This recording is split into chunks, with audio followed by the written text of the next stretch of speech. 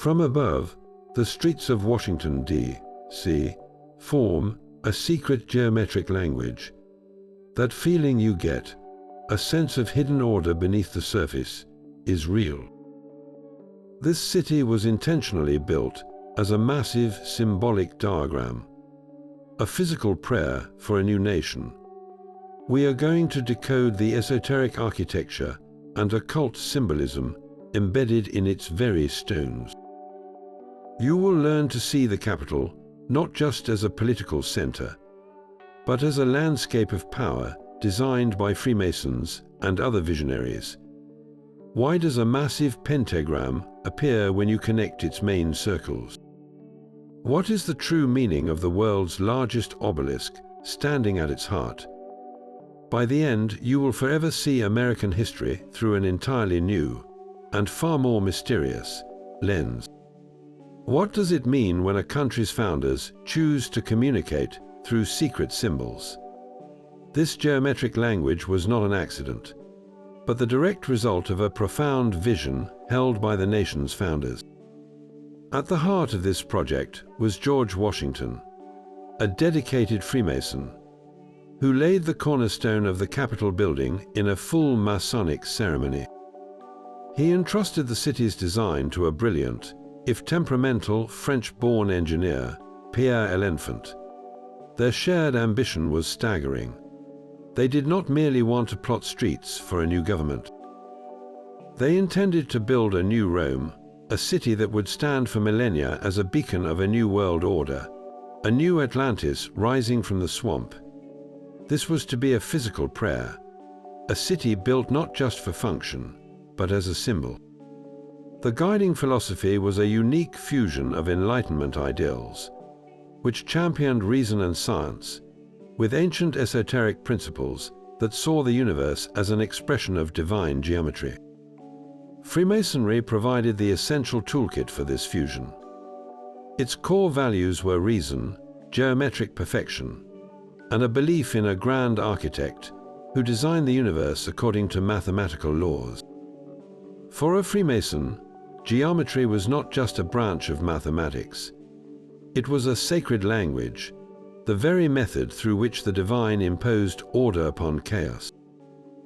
This sacred geometry became the literal blueprint for Washington, D.C. The city's grand avenues, its radiating circles, and its symbolic alignments were all expressions of this belief. They were building more than a capital. They were constructing a massive, functioning talisman, designed to guide the young nation toward a destiny of harmony, balance, and enlightened power. The straight lines and perfect angles were a declaration that human reason could replicate the order of the cosmos itself. So when you look at a map of Washington, D.C., you are not just looking at a street grid. You are reading a manifesto written in stone, a declaration of ideals from men who believed they were building heaven on earth. That blueprint for a new Rome required a specific geometric language, one that L'Enfant delivered with breathtaking ambition. If you look at a modern map of Washington, D.C., you see two competing systems at play. The first is a simple, practical grid of numbered and lettered streets, the bones of an ordinary city. But laid directly over this grid is something far more extraordinary. A web of wide, diagonal avenues that slash across the orderly squares. These are not random. They radiate out from key points, from circles and squares designed as future homes for monuments and government buildings. Where these powerful diagonal lines intersect the gentle grid, they create a cityscape of countless triangles and diamond-shaped parks. This was not a byproduct of the design.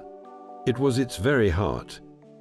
L'Enfant was using the city's own streets to inscribe a massive, interconnected pattern of sacred geometry onto the land. Now, the most famous of these patterns is the pentagram. When you connect 5 major circles and squares in the city, such as DuPont Circle, Logan Circle, and Washington Circle, a massive 5-pointed star emerges across the urban fabric. In the tradition of sacred geometry, the pentagram is a symbol of profound power. It represents the perfect harmony of the five elements: earth, air, fire, water, and spirit, all contained within a single unified form. It is a diagram of the microcosm, the human being, reflecting the macrocosm, the vast universe. For the Freemasons who inspired this plan, embedding this symbol was a way to infuse the entire capital with a state of perfect balance and protection. But the geometry does not stop there. Look closer at the intersections, at the countless smaller triangles formed by the avenues. The triangle itself is one of the most fundamental shapes in sacred geometry, representing ascent, trinity, and a stable foundation. Every time you stand at one of these sharp corners in Washington, you are standing at a point of concentrated symbolic intention. The entire city becomes a living mandala, a complex diagram meant to be walked through and experienced, not just seen on a map. This was Enlightenment's true genius. He designed a city that was itself a ritual space, a massive, functioning talisman where the very act of moving through its streets could align an individual, and the nation itself, with cosmic principles of order and harmony. This geometric language of circles and triangles finds its most potent expression in the area we now call the Federal Triangle. Just south of the White House, a vast cluster of neoclassical government buildings forms a distinct and powerful geometric shape on the map. It is not a simple square, but a colossal right triangle, with its hypotenuse formed by Pennsylvania Avenue, connecting the legislative branch at the Capitol with the executive branch at the White House. This is no ordinary office district. Researchers and historians have noted its striking resemblance to ancient ceremonial centers, particularly the Acropolis in Athens. Like that ancient citadel, the Federal Triangle was built on elevated ground, a modern acropolis for a secular nation. Its buildings are not mere offices, they are modern temples, each dedicated to a specific principle of statecraft. The massive Department of Justice building stands as a temple of law. The National Archives, safeguarding the charters of freedom, serves as a temple of memory. The Department of Commerce building functions as a temple of trade and enterprise. By arranging these temples of governance, justice, and commerce into a single, unified geometric form, the planners were doing something profound. They were physically binding these core functions of the state together, creating a symbolic circuit of power.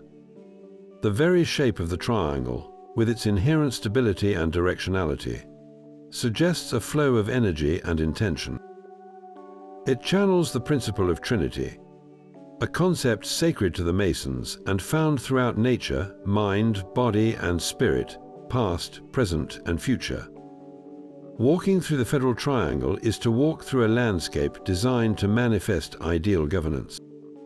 The sheer scale and orderly placement of these limestone temples were intended to inspire awe and reverence, much like the ancient sites they echo. This was the culmination of Enlightenment's vision, a zone where the sacred geometry of the city's avenues crystallized into a permanent, functioning symbol of a balanced and enduring republic. This alchemical vision of governance finds its ultimate vessel in the United States Capitol building. Far more than a hall for debate, its very architecture frames it as a crucible for transformation. The building is a perfect union of two symbolic realms. Below, the massive rotunda is rooted in the earth, a vast circular chamber representing the material world in all its complexity and chaos. This is the stage for the raw material of democracy, the prima materia of public opinion, protest, and passionate disagreement. Above this earthly realm rises the Great Dome, a majestic representation of the celestial sphere. Its interior is painted with the apotheosis of Washington, showing the first president ascending to the heavens, surrounded by figures of liberty and victory. This is the symbolic goal, the ascent of human consciousness from base conflict to a higher, more unified vision. The legislative process that unfolds between these two spheres is a kind of political alchemy. Bills and ideas, the raw and often chaotic prima materia of public need, enter the system. They are then subjected to the intense heat of committee hearings, the pressure of debate, and the filtration of votes. Through this arduous, often messy process, the base material is refined. The ideal outcome is not just a law, but a kind of philosopher's stone for society, a perfected piece of legislation intended to elevate and transform the nation. Every time a law is passed, it is as if the symbolic fire of the alchemist's furnace has completed its work, turning the lead of discord into the gold of a shared social contract. The capital, therefore, is not just where laws are made. It is a sacred machine, an architectural prayer for the continuous transformation of a nation, willing its people ever upward toward a more perfect union. High above the floor of the rotunda, this alchemical transformation reaches its stunning conclusion. The inside of the Capitol dome is not merely decorated. It is inhabited by a vision of divine ascent. Here, in a massive fresco titled The Apotheosis of Washington, the first president sits enthroned in the heavens. He is no longer a general or a statesman, but a figure lifted into a realm of myth. Dressed in imperial purple, he raises one hand while holding a sword, its point turned downward in the other. To his left and right, two graceful female figures flank him. One is Liberty, holding the Phrygian cap on a pole, the symbol of freed slaves in the ancient world. The other is Victory, or Fame, sounding a trumpet and holding a palm leaf. Together they escort him into a pantheon of American ideals. Surrounding this central group, a vibrant circle of 13 maidens, each representing an original state, forms a celestial chorus.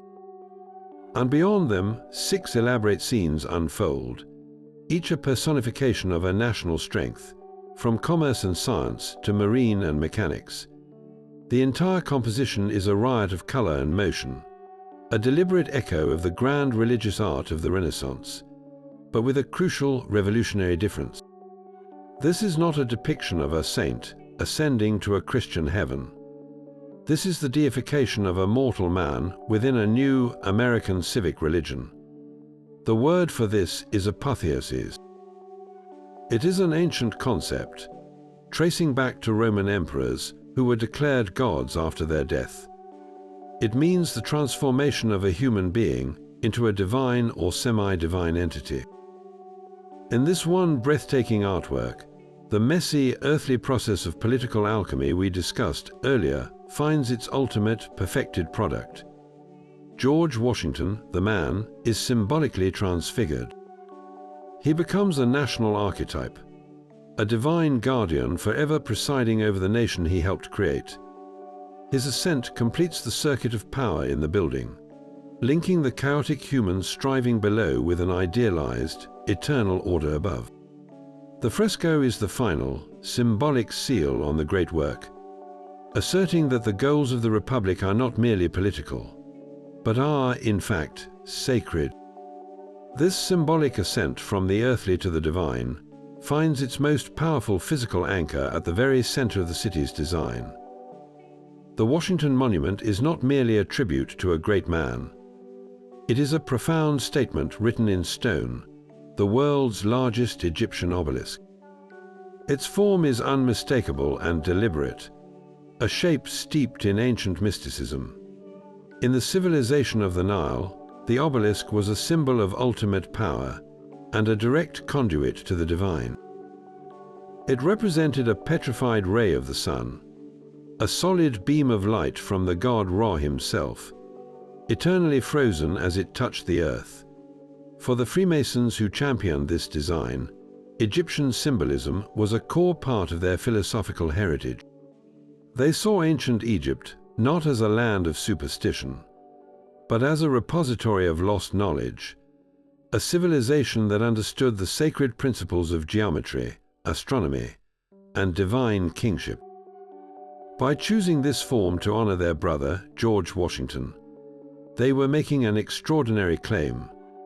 They were positioning him not just as a founding father, but as a figure of pharaonic stature, a ruler whose legacy was a divine light guiding the nation. The monument's very substance reinforces this symbolism. Its exterior is faced with bright white marble, causing it to gleam in the sunlight, a literal representation of that captured solar ray. Its construction, however, reveals an even deeper layer of intention. Due to funding issues and the Civil War, construction was halted for decades. When work resumed, the marble was sourced from a different quarry. This is why you can see a subtle, visible line about 1/3 of the way up the shaft, a permanent scar marking the passage of time. This imperfection is powerfully symbolic, representing the fractured yet enduring nature of the Union itself, a nation broken by war but ultimately rebuilt. Its alignment is equally significant. The monument stands at the precise intersection of the north-south and east-west axes of the city's great cross of avenues, making it the central pivot point, the axis mundi, of the entire design. In esoteric traditions, the axis mundi is the world pillar, the point where heaven and earth meet, the center of the universe around which all else revolves. From this singular point, the city's geometric web of power radiates outward. It is the silent, immovable fulcrum upon which the entire symbolic landscape balances, a constant reminder that the nation's aspirations are meant to be rooted in a connection to something far greater than itself. This monumental obelisk speaks a silent language of numbers, a code embedded in its very dimensions. Its official height is 555 feet and 5 inches. The repetition of the number 5 is no coincidence. In Pythagorean tradition, 5 was the number of marriage, the union of the first female number, 2, and the first male number, 3. It represents balance, harmony, and the human microcosm, a theme echoed in the city's pentagram. But the numerology runs even deeper. The monument originally was intended to stand exactly 600 feet tall. In sacred geometry, 6 is the number of creation, the hexagon forming the cells of a honeycomb, the 6 days of biblical creation. It is the number of perfection and harmony on the earthly plane. While the final height fell short of this perfect ideal, the intent reveals the founder's grand ambition to root the nation in a state of divine order. To reach the top, a visitor must ascend a specific number of steps. There are 898 steps from the ground floor to the capstone level. When you reduce this number, 8 plus 9 plus 8 equals 25, and 2 plus 5 reduces to 7. 7 is arguably the most sacred number across countless traditions. It signifies completion, spiritual perfection, and the rhythm of the cosmos, from the 7 days of the week to the 7 classical planets. The ascent itself becomes a symbolic journey toward a state of completion. At the very peak rests the pyramidion, the small, pyramid-shaped capstone. Its walls slope at an angle of precisely 34 degrees.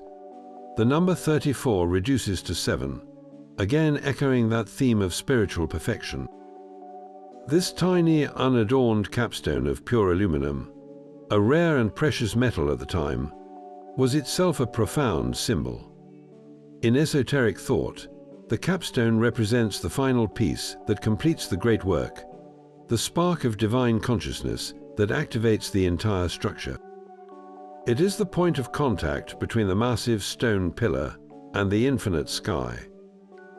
The monument's position further weaves it into the city's numerical tapestry. Its location creates precise geometric and numerical relationships with the Capitol and the White House, forming a perfect Pythagorean triple with sides measuring precisely 3, 4, and 5. The same numbers that form the foundational right triangle of sacred geometry. Every measurement, every angle, and every step was a deliberate choice, transforming this towering memorial into a carefully calibrated spiritual instrument, designed to resonate with the ancient frequencies of cosmic order. But this grand geometric plan required a human heart, a place where the immense symbolic power of the nation would be grounded and given purpose. That heart is the White House. While the Capitol represents the transformative fire of alchemy, the White House serves a different, equally vital role in the great work. It is the philosopher's house. In alchemical tradition, the philosopher was not just a thinker, but a master operator who guided the entire process, ensuring the base materials were properly prepared and the fires were maintained at the perfect temperature. This is the essence of the executive branch, to guide, to execute, and to steward the nation's will. Its very orientation is significant, aligned on a north-south axis. This positioning connects it to the most stable and fixed directions, the unmoving poles of the earth, symbolizing the need for a steady, unwavering hand at the helm of daily governance. Its location was precisely calculated by Enlightenment to complete a powerful trinity. The Capitol to the east, the seat of the legislative fire, represents the rising sun of new ideas. The White House to the north represents the stable earth, the practical application of those ideas. And though it would be built much later, the Supreme Court to the west completes this symbolic circuit, representing the reflective wisdom that comes with the setting sun, the final judgment on the laws created. These three form a perfect governance trinity, a balance of creation, action, and reflection, echoing the Masonic principles of wisdom, strength, and beauty. This architectural trinity physically manifests the system of checks and balances, not as an abstract political theory, but as a living, breathing geometric reality. Unlike any true philosopher's house, it is rumored to hold deeper secrets beneath its foundations. For decades, stories have circulated of an extensive network of tunnels and hidden chambers below the White House. While some are practical, for security and service, the persistence of these myths speaks to our intuitive sense that the true workings of power are often unseen, operating in the symbolic underworld beneath the visible structure. These hidden passages serve as a perfect metaphor for the hidden influences, the confidential deliberations, and the private burdens that are an essential, if invisible, part of leadership.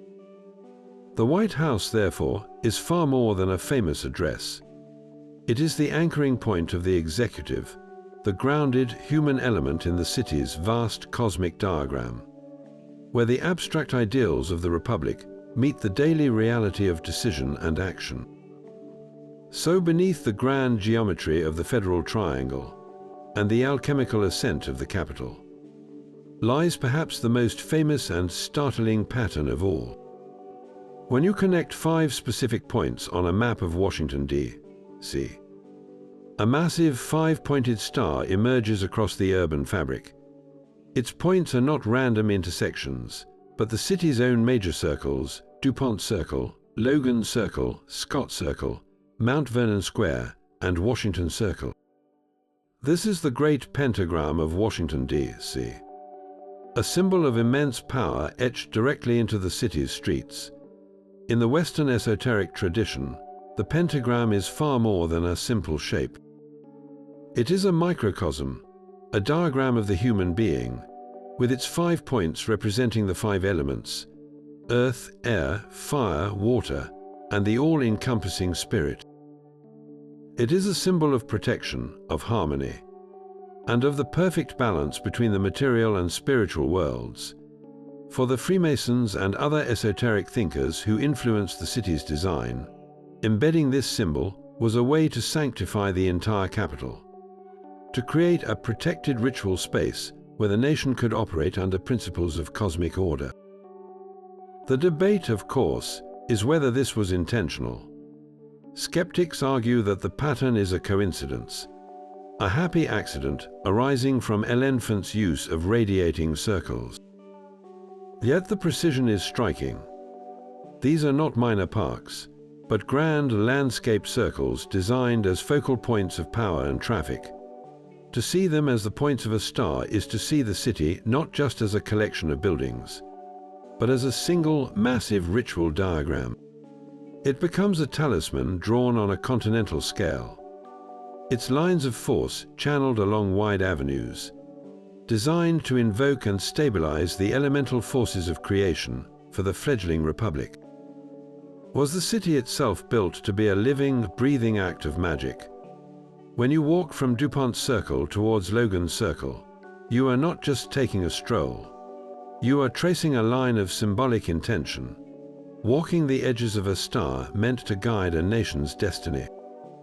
Each of the 5 points anchoring this great star holds its own unique story and symbolic charge. Starting in the northwest, we find DuPont Circle. Today, it is a vibrant, bustling hub, but its centerpiece is a monumental white marble fountain dedicated to Samuel Francis DuPont, a rear admiral from the Civil War. The fountain features 3 classical figures representing the sea, the stars, and the wind, the very elements a naval commander must master. As a point on the pentagram, DuPont Circle channels the element of water, a force of flow, emotion, and connection.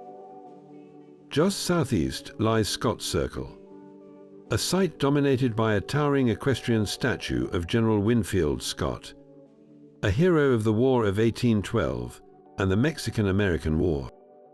His commanding presence, facing south, historically symbolized a vigilant, martial strength. This point resonates with the energy of fire, representing the raw power, courage, and sometimes destructive force required for a nation's defense. Moving to the eastern point, we reach Mount Vernon Square. This location is deeply significant, as it was originally the site of a public market and is named for George Washington's beloved estate. While its modern appearance is different, its name forever ties it to the spiritual heart of the founding father, the farmer and statesman. This point grounds the pentagram with the stable, fertile energy of Earth, the foundation upon which everything is built. To the south, Logan Circle offers a starkly different atmosphere. It is a serene, park-like oasis in the center of a residential neighborhood, with a majestic fountain commemorating General John A. Logan, a Union commander. The circle's green, peaceful nature aligns it powerfully with the element of air, the realm of intellect, communication, and the lofty ideals of the nation. Finally, completing the star to the west, is Washington Circle, centered on an imposing statue of George Washington himself, depicted as a commanding general on horseback. This point brings the symbolism full circle, embodying the unifying 5th element, spirit. Washington, the man who transcended into a national archetype, represents the overarching consciousness intended to guide and protect the entire geometric construct. The choice of these specific circles was far from random. Each one was designed as a major public space, a node where the city's diagonal avenues converge, creating natural vortices of movement and attention. In esoteric thought, such points are often seen as accumulators of energy, much like the concept of ley lines, those hypothetical alignments of ancient spiritual sites said to channel earth energies. By placing statues of military leaders, founding fathers, and symbolic fountains at these precise intersections, the planners were effectively charging these power points with specific intentions, valor, vigilance, peace, and foundational strength. The pentagram, therefore, is not just a passive drawing on a map. It is a dynamic circuit, with each point contributing a different facet of national identity, all woven together by the sacred geometry of the avenues to form a protected and balanced whole. While the White House grounds the nation's power and the Capitol transforms its will, A third building completes this sacred trinity. Standing as a stark white temple at the opposite end of the National Mall, the Supreme Court building presents a face of timeless, immutable authority. Its design is a deliberate and profound choice, modeled directly on a classical Greek temple. This is no mere aesthetic preference. By choosing this form, the architects were making a bold declaration about the nature of law itself. They were framing the judiciary not as a political body, but as the modern interpreter of sacred, eternal principles. Just as ancient Greeks sought the will of their gods in temples, this modern republic seeks the meaning of its foundational laws in this hallowed space. It is a temple dedicated not to Zeus or Athena, but to the abstract yet supreme ideal of justice. Flanking the grand marble steps, two majestic statues stand as silent guardians, embodying the dual nature of this solemn duty. On the left, the contemplation of justice sits in a posture of serene thought. Her head is tilted downward in deep reflection, and in her left hand, she holds a small, bare human figure. This is not a representation of a specific person, but of the human soul itself, stripped of all status, wealth, and privilege. It is a powerful statement that true justice must contemplate the essential, equal worth of every individual before the law. Her right hand rests on a tablet, symbolizing the legal code, suggesting that the law must be applied with wisdom and thoughtful consideration. Across from her, the authority of law presents a starkly different energy. This figure stands in a pose of commanding power, draped in the robes of a judge. In her hands, she grips the symbols of her office, the sword of punishment, and the tablet of the law itself. Her gaze is not inward, but outward, a vigilant watch over the land. She represents the necessary force that gives the law its teeth, the power to enforce judgments and maintain order. Together, these two figures, reminiscent of the classical goddesses Themis, the embodiment of divine order, and Justitia, the familiar Lady Justice, represent the perfect balance required for a functioning judiciary.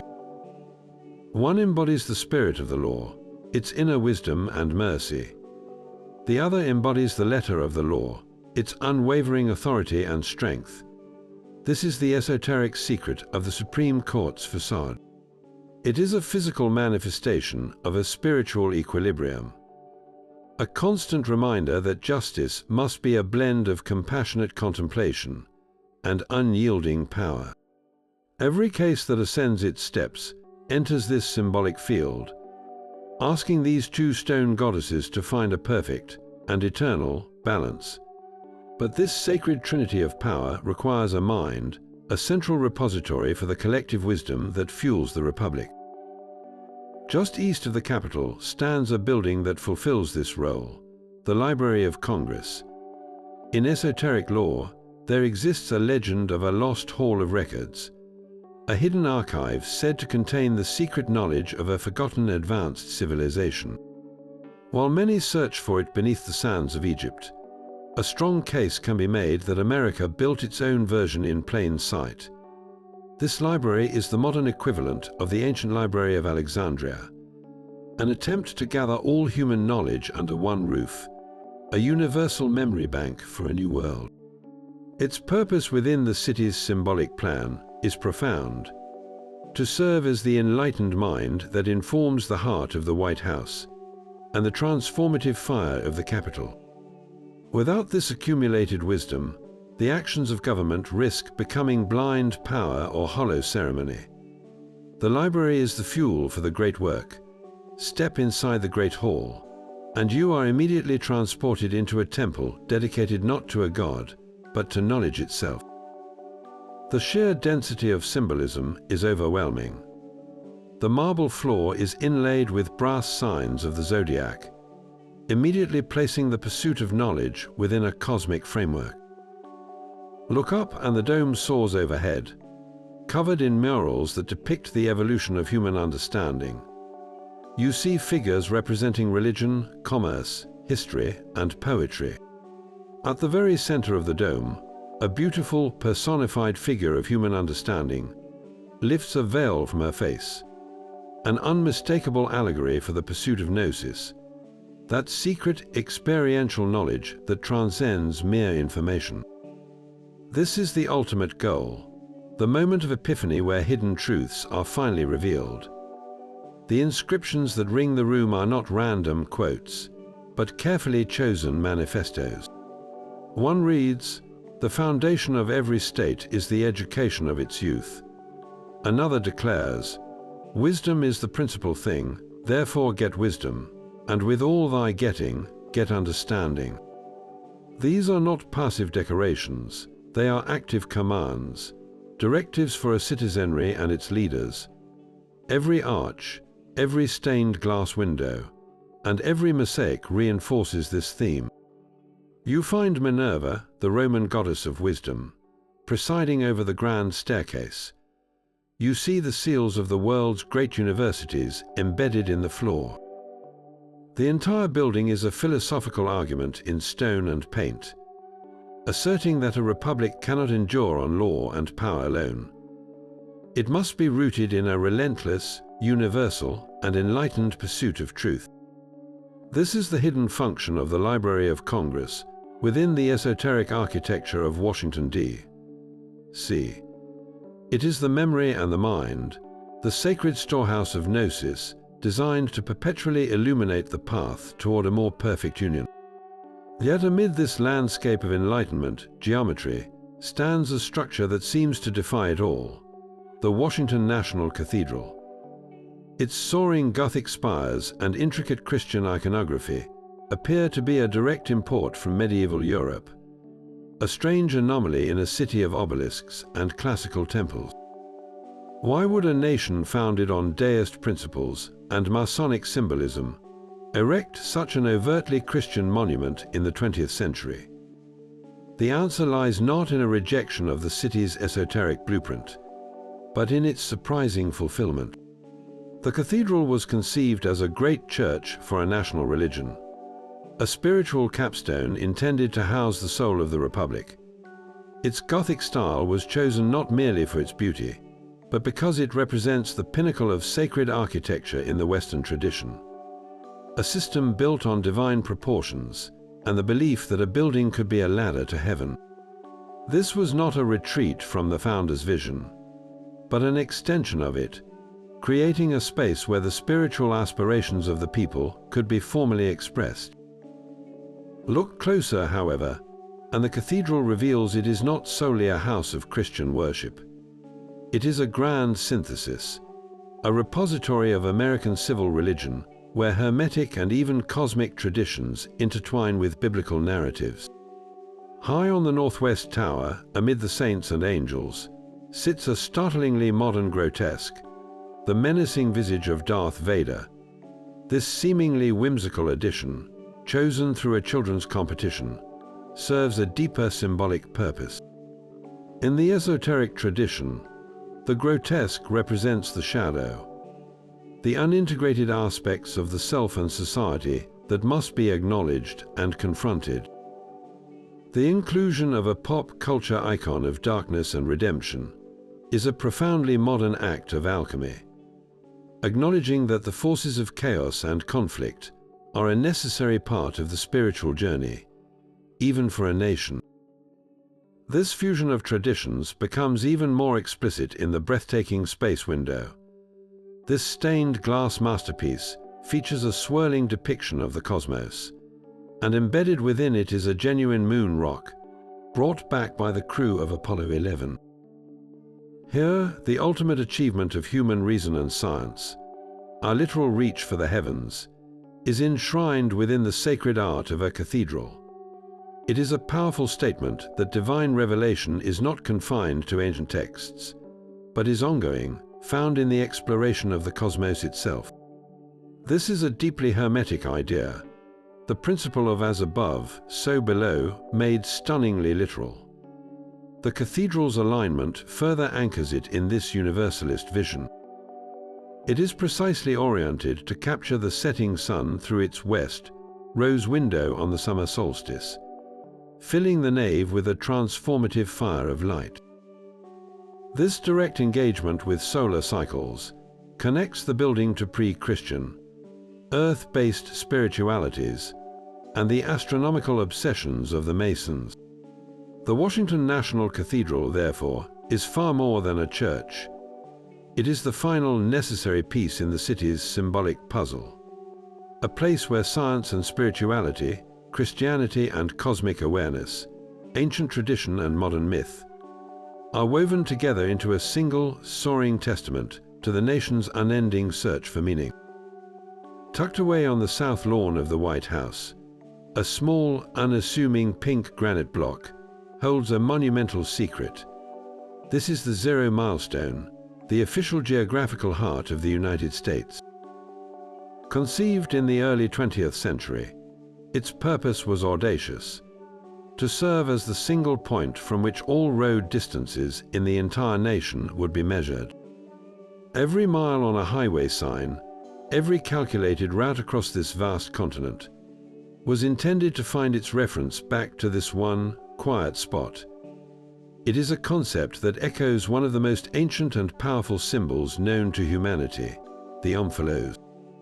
In the ancient world, from Delphi in Greece to countless other sacred sites, an omphalos stone was revered as the navel of the world.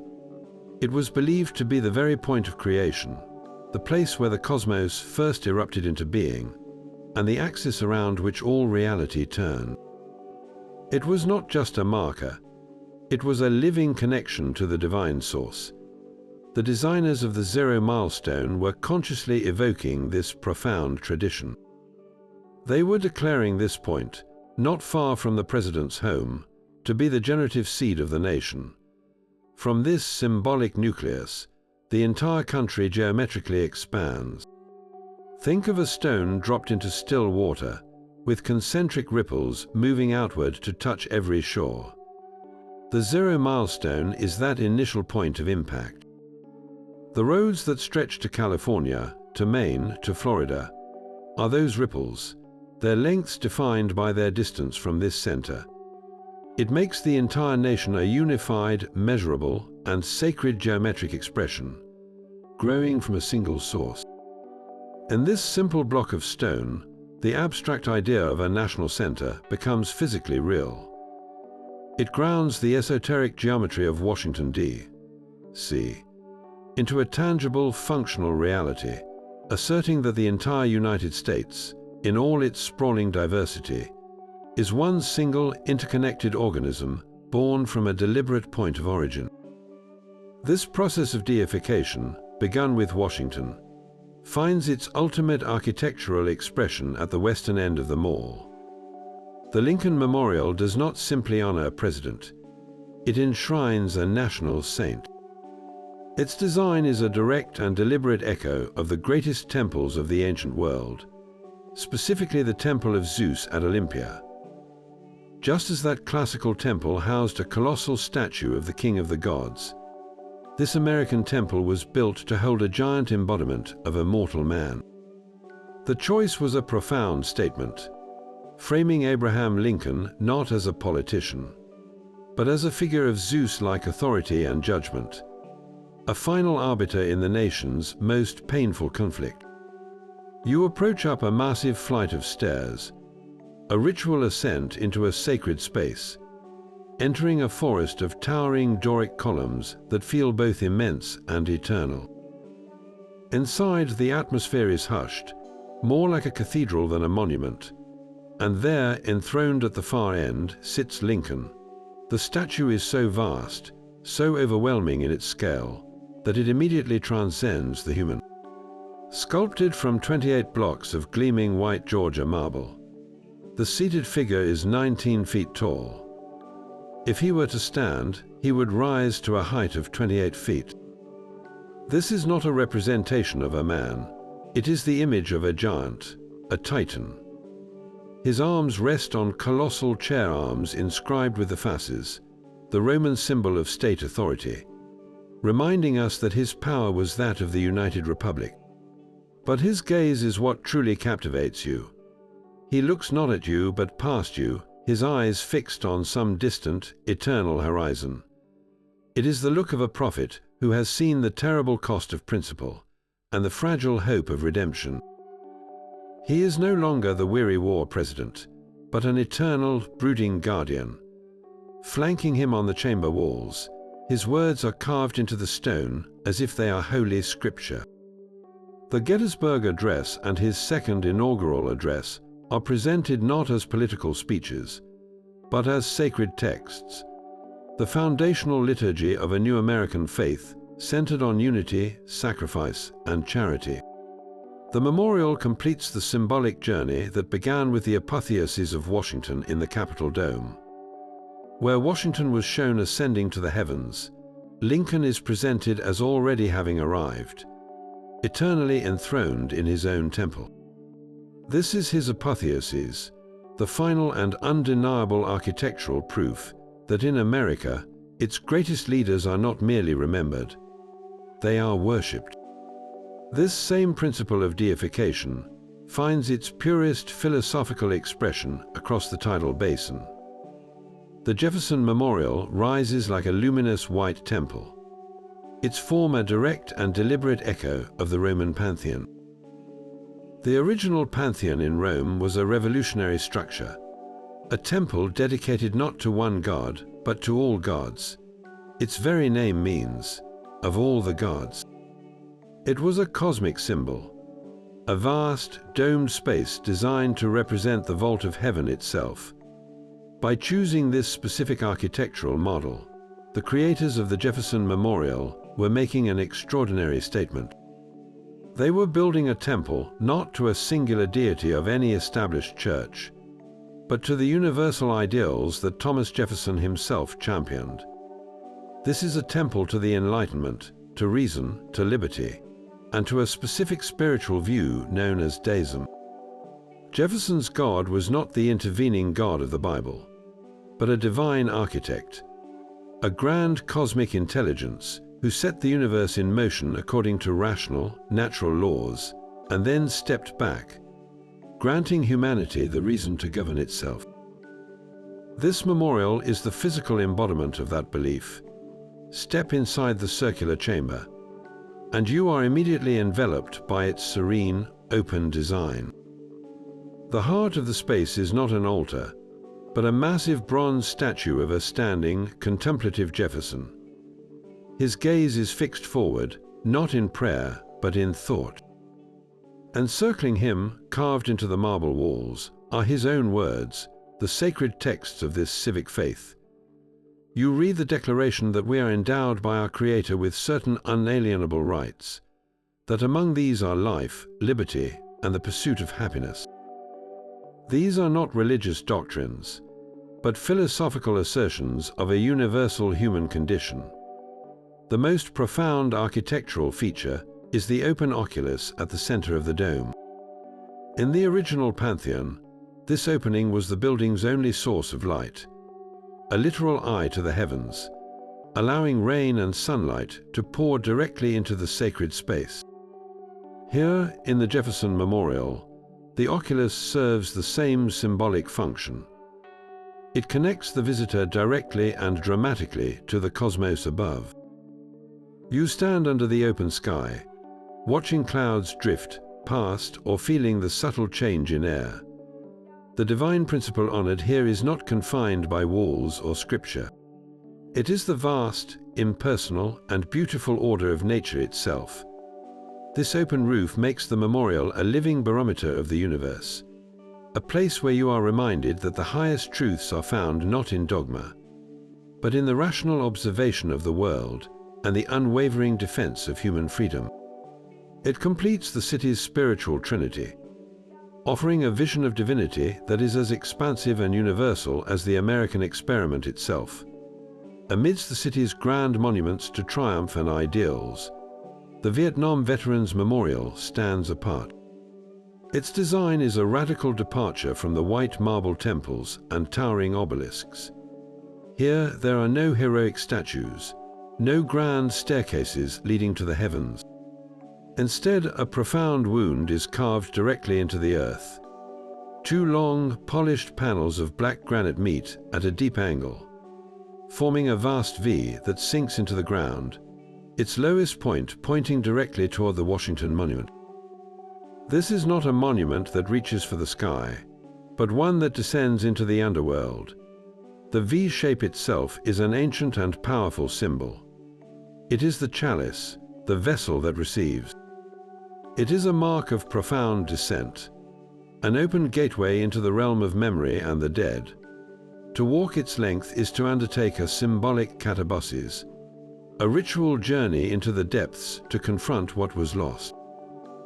The black granite, a color of mourning and the void, acts not as a solid wall but as a mysterious, reflective surface. As you approach, your own image appears among the countless names etched into the stone. Over 58,000 names are listed not by rank, but in the simple, heartbreaking order of their deaths. You see the dead, and you see yourself seeing them. This reflection forces a deeply personal confrontation. It erases the distance between the living and the fallen, making you a part of the memorial itself, complicit in the act of remembrance. The minimalist design achieves a maximum spiritual impact. There are no distractions, no grand narratives of victory or valor, only the stark, undeniable reality of each individual life lost. It is a national scar, permanently etched into the lawn, refusing to heal or be forgotten. This modern esoteric statement uses the most powerful tools of sacred architecture, descent, reflection, and the invocation of the underworld, not to deify a leader, but to sanctify the sacrifice of the common soldier, transforming a site of profound grief into a hallowed space for collective healing. That luminous white marble fountain at the heart of DuPont Circle holds a secret in its watery core. Its central figure is not a founding father or a military hero, but a mythical being, a triple-tailed merman, a direct servant of Neptune, the Roman god of the sea. This seems like a bizarre choice for a capital city built on swampland, far from any ocean. Why honor the ruler of the deep here, at one of the most powerful points in the city's great pentagram? The answer lies in the profound esoteric meaning of the sea itself. Neptune, known as Poseidon to the Greeks, was far more than a god of salt water. He was the master of all fluid realms, the lord of the subconscious mind, the controller of emotional tides, and the cause of earthquakes, the sudden, violent shifts in the very ground of our reality. His presence in the city is a symbolic anchor for these immense, invisible forces. Just as the ocean covers the majority of our planet, the subconscious mind forms the vast, hidden foundation of our conscious lives. It is the realm of intuition, dreams, and the deep, often chaotic, currents of emotion that drive human action. For a nation to function, it must navigate these collective emotional waters, the tides of public opinion, the storms of social unrest, and the deep currents of shared aspiration. The fountain, with its constant, cyclical flow of water, represents this need for managed flow. It is a reminder that civilization, for all its laws and marble monuments, is built upon a foundation it cannot fully control. The sea god's other domain, the horse, reinforces this message. In myth, Poseidon created the horse, a symbol of raw, untamed power, passion, and instinct. To have Neptune at a key point in the city's protective star is to acknowledge that these primal, powerful energies must be recognized, harnessed, and integrated, not ignored. The triple-tailed merman, a creature of both land and sea, acts as a perfect intermediary, a symbol of the connection between our rational, surface world and the mysterious depths below. He signifies that true power comes from mastering the relationship between these two realms. So this is not a misplaced maritime monument. It is a profound philosophical statement in stone and water. DuPont Circle, as the point of water in the city's pentagram, is charged with maintaining this crucial balance. It acknowledges that for the Republic to endure, its leaders must learn to sail the unpredictable seas of the human heart, respecting the deep, hidden forces that truly shape our world. This geometric language of circles and avenues on the ground finds its ultimate reference point in the sky above. The theory that Washington D.C. is a terrestrial map of a celestial order is one of its most compelling mysteries, pointing to a deep, intentional correlation between the city and the stars. The most prominent of these claims centers on the star Sirius, the brightest in our night sky. To the ancient Egyptians, Sirius was sacred beyond all others, intimately linked to the goddess Isis, the Divine Mother, and the embodiment of the throne itself. Its heliacal rising, its first appearance just before the dawn, signaled the annual flooding of the Nile, an event that brought life, fertility, and renewal to the entire kingdom. For the architect priests of the New Republic, steeped in Egyptian symbolism as we have seen, aligning their capital with Sirius would have been a profound act of symbolic magic. It would have been a way to tap into that same archetypal energy of rebirth and divine order, invoking Isis not as a pagan idol, but as a universal principle of cosmic sovereignty and regenerative power for their fledgling nation. The specific alignments proposed are startling. Some researchers suggest that on certain key dates, the light of Sirius would have been seen to set in precise alignment with the city's grand diagonal avenues, as if drawing a line of celestial fire directly toward the heart of the federal city. This is not a random coincidence, but a potential signature of intent, written in light. But the celestial choreography does not end with a single star. The entire city appears to be oriented to engage with the fundamental cycles of our solar system. Look at the core layout of the National Mall. The Capitol building faces almost due east. On the morning of the summer solstice, the longest day of the year, the sun rises in a specific point on the northeastern horizon. If you were to stand at the western front of the Capitol, looking out toward the Washington Monument, the sun would appear to rise directly over the apex of the obelisk at that sacred moment. This is not a vague alignment. It is a precise, repeatable astronomical event. Similarly, the winter solstice sunset is believed to align with the city's central cross of avenues, casting long, symbolic shadows that mark the year's turning point. For the Freemasons who guided this design, these solstice alignments were of paramount importance. Their lodges are traditionally oriented east to west, and their rituals are filled with solar symbolism. The sun, for them, was the visible stand-in for the grand architect of the universe, the source of all light, reason, and life. By anchoring their capital to the sun's most extreme positions, they were grounding the nation's destiny in the eternal, predictable rhythms of the cosmos itself. They were building a calendar in stone, ensuring the Republic would operate in harmony with natural law. What does it mean, then, to suggest that the city's layout is a star map? It transforms Washington, D.C. from a mere political center into a living cosmos in miniature. Each monument and building becomes a fixed star or a planet in this grand design, playing a specific role in a celestial drama. The Capitol is the rising sun of a new day. The White House is the stable pole star, the fixed point of governance. The Washington Monument is the central axis, the world tree connecting earth and sky. When you understand these potential alignments, you realize that walking the National Mall is not just a stroll through a park. It is a walk through an orrery, a vast, mechanical model of the solar system and the stars, frozen in stone and landscape. The founders were not just building a city for their own time. They were constructing a perpetual clock, a sacred machine designed to keep the nation forever aligned with the harmonious, rational, and divine order of the heavens. This geometric obsession was not born in a vacuum, but from a specific and revolutionary worldview. To truly understand Washington, D.C., we must step into the minds of its creators, men steeped in the philosophy of the Enlightenment and a spiritual outlook known as deism. For thinkers like Thomas Jefferson and Benjamin Franklin, the universe was not a chaotic mystery ruled by a capricious God. It was a perfect, rational machine, a cosmic clockwork of stunning complexity and mathematical precision.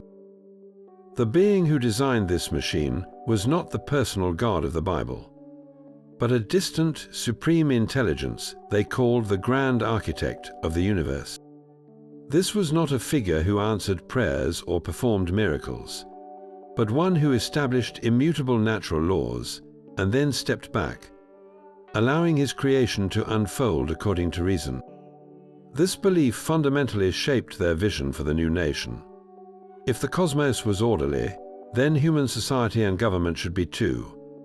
The messy, unpredictable rule of kings and tyrants was an affront to this divine logic. They sought to build a government that operated like the solar system, with balanced forces and predictable motions, all governed by a written constitution that would act as its fundamental law of physics. This is the profound key to decoding the city's design. The relentless geometry of Washington, D.C., its radiating avenues and perfect triangles, was a conscious attempt to replicate the Grand Architect's blueprint on Earth. They were building a city that was itself a statement of faith, a physical prayer asserting that human reason could discern and emulate the divine order. The straight lines were a rebellion against the crooked paths of old-world superstition and arbitrary power. Every intersection, every carefully calculated alignment, was meant to be a point where human law intersected with natural law. The city was their ultimate argument, written not in ink, but in the very soil, a declaration that this new nation would be governed not by the whims of men, but by the eternal, rational principles of the cosmos itself.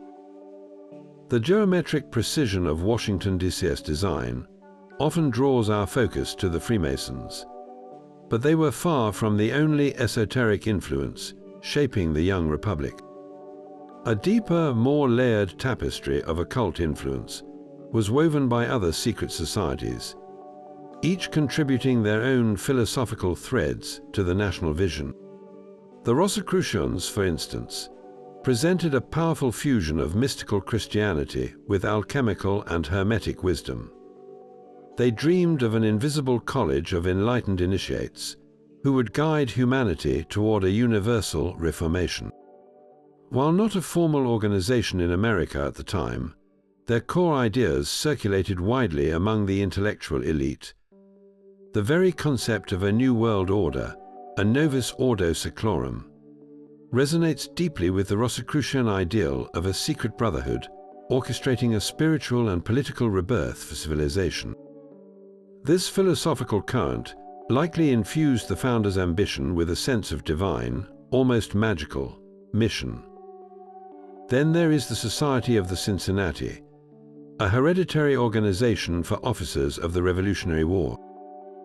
Its symbolism is overtly classical, featuring a bald eagle, but its very name is a direct reference to the Roman statesman Cincinnatus, who famously gave up absolute power to return to his farm. This ideal of virtuous leadership and the peaceful transfer of power became a cornerstone of the American political mythos, a principle physically embedded in the city's layout.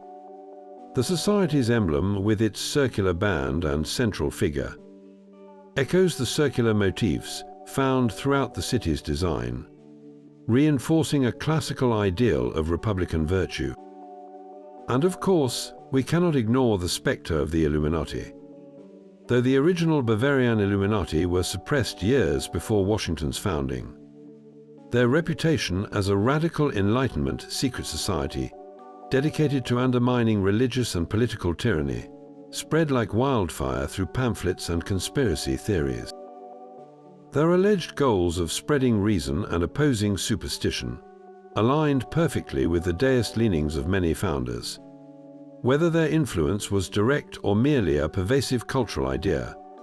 The fear of such a powerful, hidden hand guiding events may have itself influenced the creation of a capital that projected an image of rational, enlightened control. The true power of these groups lies not in a single smoking gun document, but in the shared philosophical soil from which they all sprang. They all drew from the same well of ancient wisdom, Neoplatonic thought, Hermetic principles, and a belief that a hidden elite had a duty to steer society toward a more perfect state.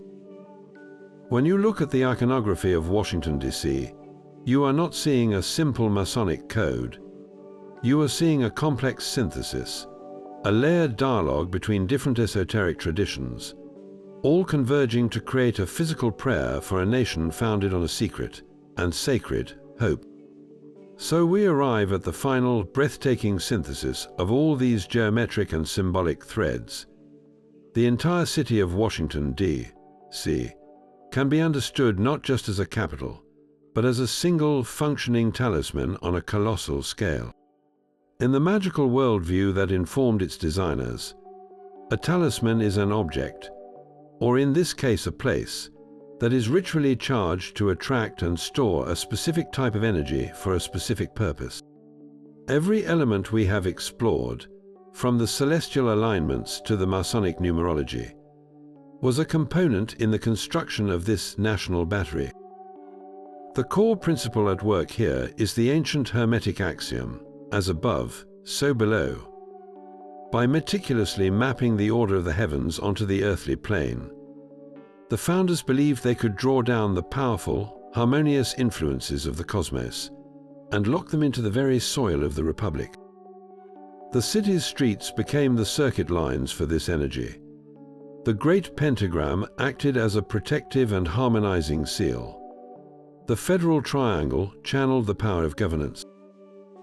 The Capitol's dome served as the receiver for celestial inspiration, while the Washington Monument stood as the central antenna, grounding the entire system. What was the specific energy they were trying to attract?